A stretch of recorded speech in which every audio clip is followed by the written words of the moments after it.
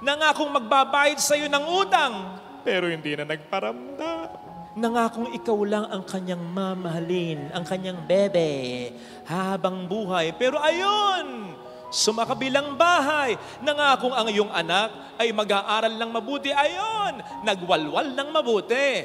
Nangakong tutulungan ka, pero nganga ka na. Nasaan na? Puro mga salita, walang gawa. Ano ba ang halaga ng salita kapag walang gawa? Di wala. Nangako ka sa Diyos na magbabago ka na, tatalikdan mo na yung kasalanang hindi mo matalikuran. Pero nagawa ba? Mas mainam yung well done kesa sa well said lang. Narinig natin sa ating mabuting balita ang talinghaga ng dalawang anak na kapwa inutusan ng kanilang ama na magtrabaho sa ubasan. Pero magkaiba sila ng naging katugunan. Yung panganay na anak, nung una, he said no. Pero nagbago. Yung pangalawang anak, nung una, he said yes. Pero hindi naman pinanindigan ito. Kaya madaling sabi, ang talagang sumunod sa ama, yung una at hindi yung pangalawa. Ngayon, sino man sa atin ay pupwedeng isimbolo ng dalawang anak na ito. Halimbawa, unahin natin yung nakababatang anak. Tayo man kasi ay umoo. Nag-yes tayo sa Diyos at sa ating kapwa-tao. Tanong, napapanindigan ba ito? Nangako ka sa Diyos na magbabago ka na, tatalikdan mo na yung kasalanang hindi mo matalikuran. Pero nagawa ba? Nangako maglilingkod sa bayan, nang nakaupo na, nagnanakaw na lang. Nangakong magbabayad sa iyo ng utang, pero hindi na nagparamdam. Nangakong ikaw lang ang kanyang mamahalin, ang kanyang bebe, habang buhay. Pero ayun, sumakabilang bahay, nangakong ang iyong anak ay mag-aaral ng mabuti. Ayun, nagwalwal ng mabuti. Nangakong tutulungan ka, pero nganga ka na. Nasaan na?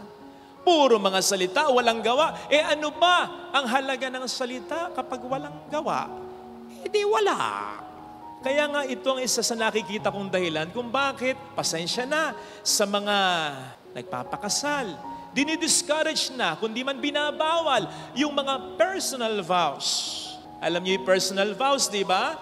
Yung ginagawa ng mga couples. Tapos sinasabi nila yung mga sweet messages nila sa isa't isa na naririnig ng madlang people. Yung, nakaka-touch, di ba? Minsan, bawal na.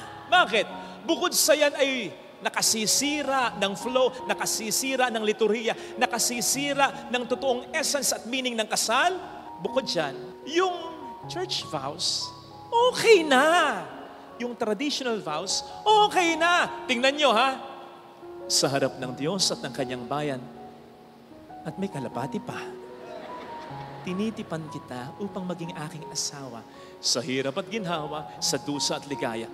Ikaw lamang ang aking iibigin at itatanging karugtong ng aking buhay, ngayon at kailanman. O diba? Pati kalapati kinilig.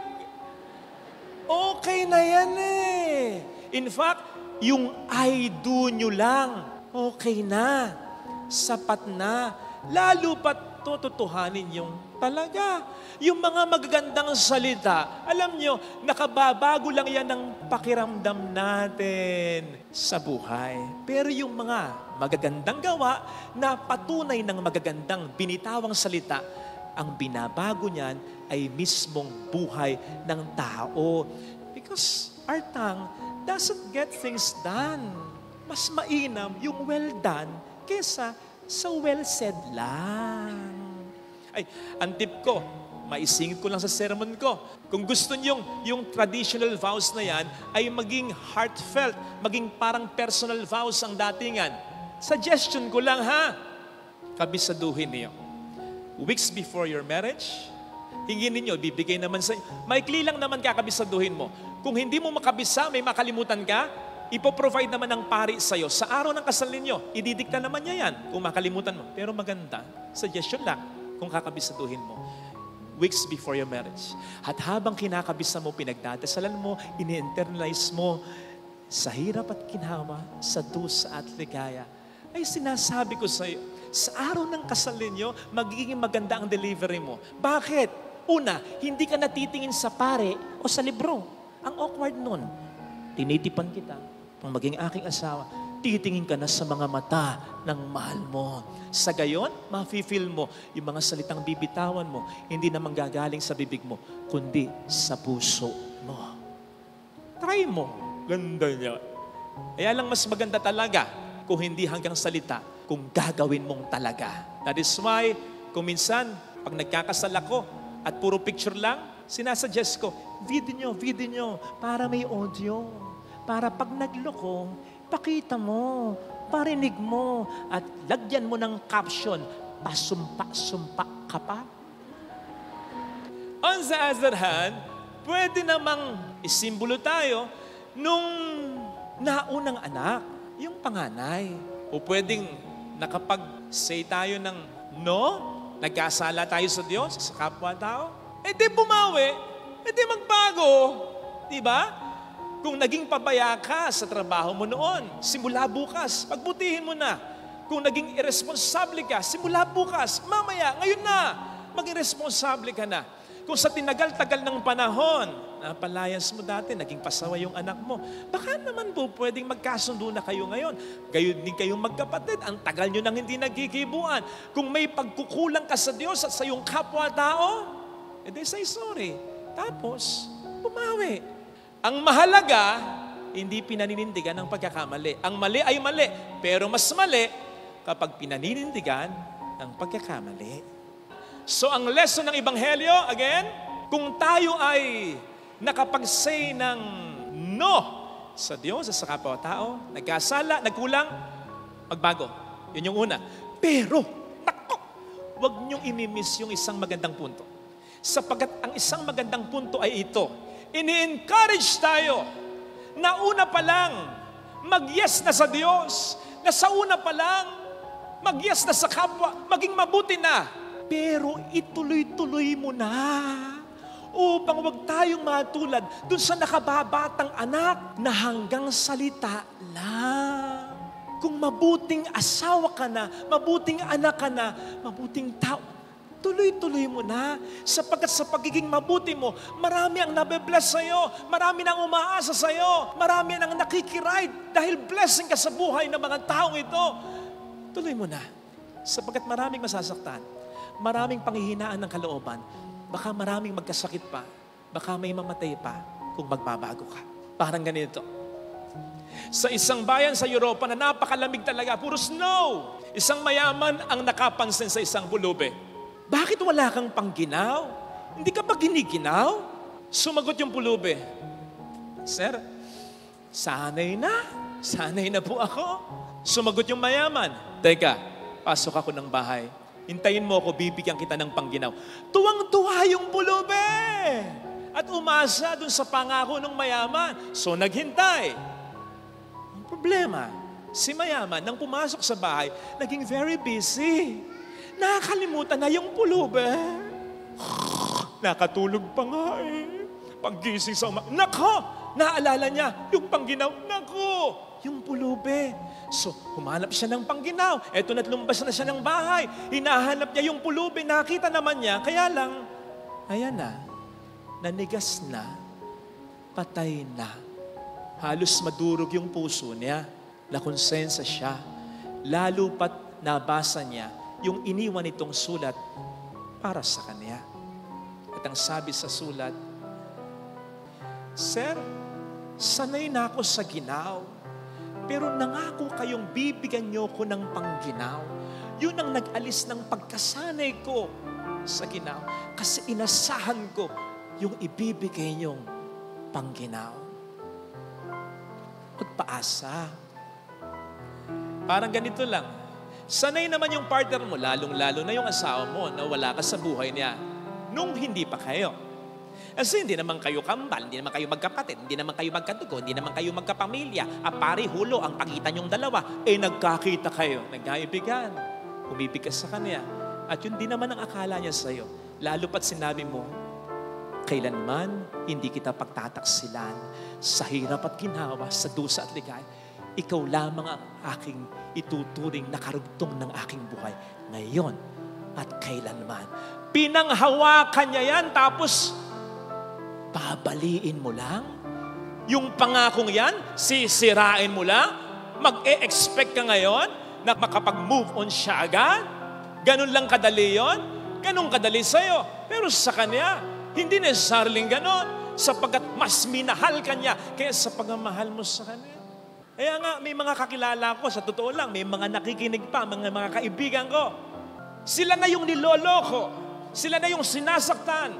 Sila na yung pinagmumukhang tanga. Pero sila pa rin yung hanggat maaari ayaw makipaghiwalay sa asawa. Kahit sabihin mo sa akin, kaibigan ko ito, kinakausap kita, kahit sabihin mo sa akin, Father, ginagawa ko yon dahil para sa mga anak ko. Itong sasabihin ko sa iyo, hindi lang para sa anak mo, kundi para sa iyo. Bakit? Kasi hindi ka nasanay nang wala siya. Sanay ka nang kasama siya at umasa ka dahil nangako siya. Kaya wag paasa. Kala mo lang ganun yon. Pero sa iba, buhay at kamatayan yon. Nasanay na ang mga magulang mong nandiyan ka. Ay anak eh. Hindi ka conscious sa pagmamahal na binibigay nila sa iyo. Nung batang-bata, nasa sinapupunan ka pa lang. Kaya mas malalim ang pagmamahal ng mga magulang mo sa iyo kaysa sa pagmamahal mo sa kanila. Kasi yung bawat minuto, bawat oras na nandyan ka, simula pa lang na nasa sinapupunan ka, tinreasure na nila. Kaya pagmasdan mo ang kanilang magiging reaksyon kung mag-abroad ka, pari ka, magmamadri ka, hihiwalay ka ng bahay ninyo, lalo na pag mag-asawa ka. Pagmasdan mo ang mga mata ng magulang mo, kundi tumulo ang luha niya.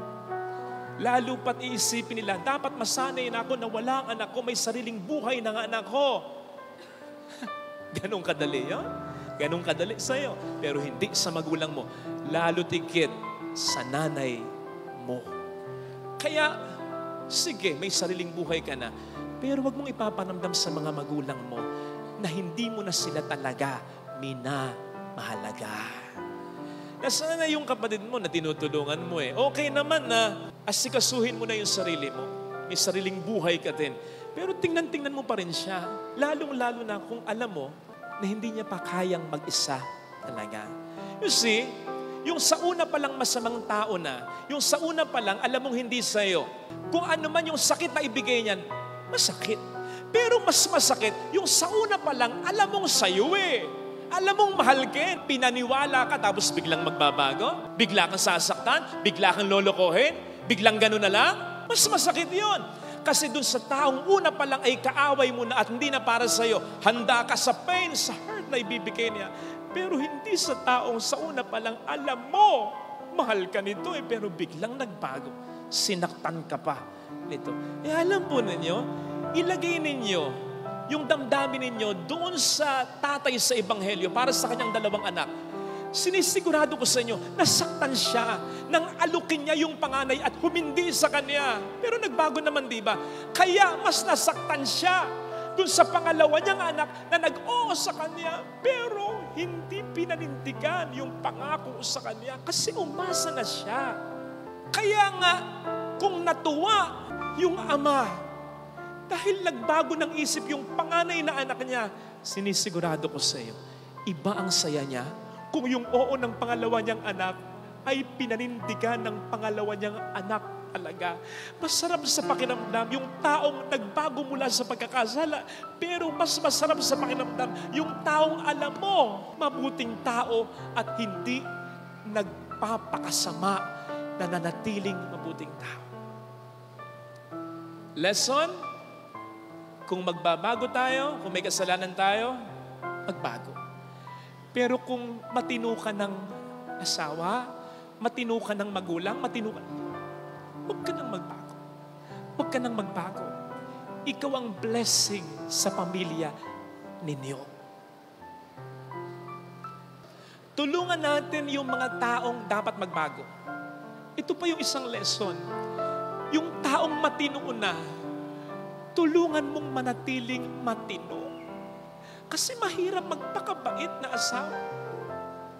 Mas mahirap yung manatili kang mabait na asawa. Mahirap magpakabuting anak. Pero mas mahirap yung manatili kang mabuting anak at kapatid. Napapagod din yung mga yan.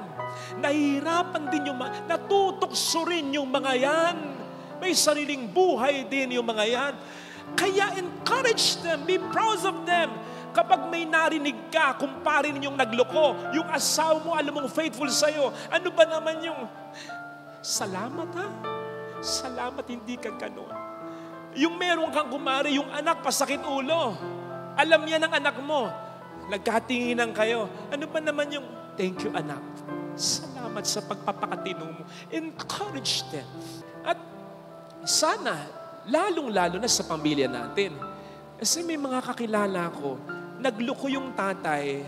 Aba, yung amor ng mga anak, mas nandun sa tatay, hindi sa nanay. Matuwa kang nagbago yung tatay mo, pero iparamdam mo sa nanay mo. Ganun na lang, mas proud ka sa kanya kasi matino siya. Yung isa mong anak, nagloko, napatawad mo, nagbago. Okay yun. Pero, iparamdam mo doon sa anak mo, hindi nagloloko, na mas proud ka dito. Kasi walang sinasayang na pagkakataon at hindi ka sinasaktan. Come on, mga kapatid. Pahalagahan natin yung mga taong tumutulong sa atin sa huli. Yung mga taong nagbabago sa huli. Pero wag mong kakalimutan, yung sa una pa lang, tinutulungan ka na. Yung sa una pa lang, mabuti na hanggang sa huli. Bibihira yung mga taong ganyan. Ang pangkaraniwan, nagkasala, nagbago. Pero yung mula una hanggang huli, hindi nagbabago, nagpapakatino para sa'yo. Iba yan. Blessing ng pamilya yan. Ito sana ang hiling nating biyaya sa ating banal na pagdiriwang.